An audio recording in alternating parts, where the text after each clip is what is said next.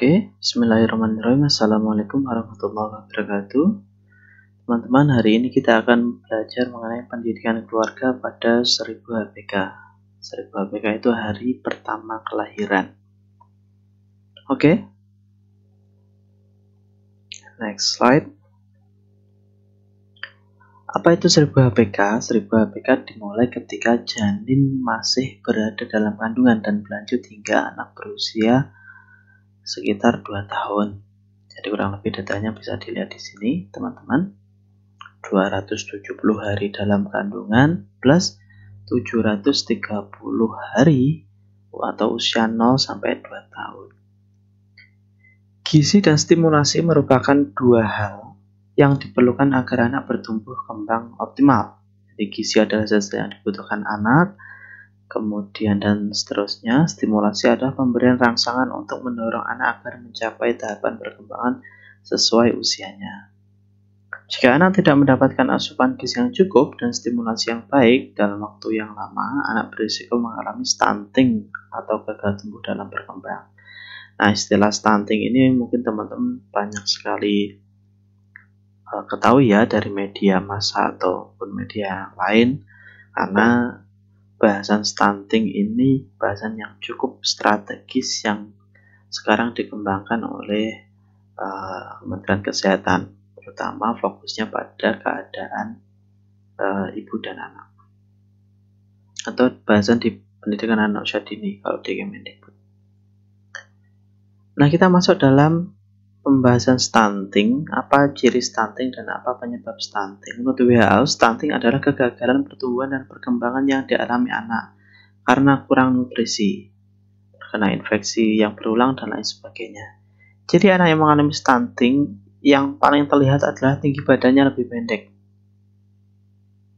Nah, itu jadi salah satu cirinya adalah tinggi badannya. Tapi bukan berarti ketika ada anak yang memang tubuhnya pendek, jangan langsung dijudge itu stunting. Jadi itu salah satu ciri saja.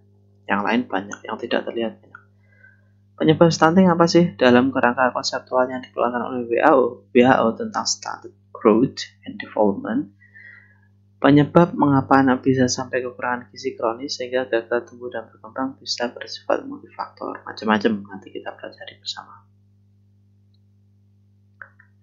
Nah, ini penyebab stunting, teman-teman. Paling nggak ada faktor ibu, lingkungan fisik rumah kurang bersih, stimulasi perawatan kurang memadai, kualitas makanan yang kurang baik, praktik pemberian makan yang tidak tepat, kebersihan makanan dan air kurang terjaga, praktik menyusui yang tidak tepat.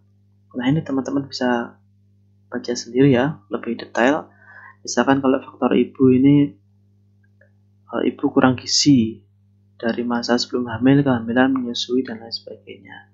Kemudian ibu melahirkan secara prematur, itu salah satu dampak. Ini dampaknya banyak sekali, teman-teman. Tidak hanya masalah asupan gizi, tetapi juga masalah behavior atau masalah lifestyle dan lain sebagainya.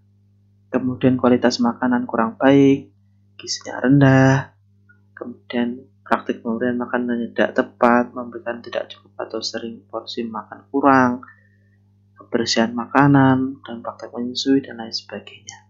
Banyak faktor yang menyebabkan itu stunting. Jadi teman-teman hari ini belajar bagaimana salah satunya adalah mengantisipasi orang-orang terdekat kita, baik anak, ponakan, atau nanti ketika teman-teman sudah menikah dan memiliki anak, bisa mempelajari secara dini agar terhindar dari malnutrisi atau stunting ini.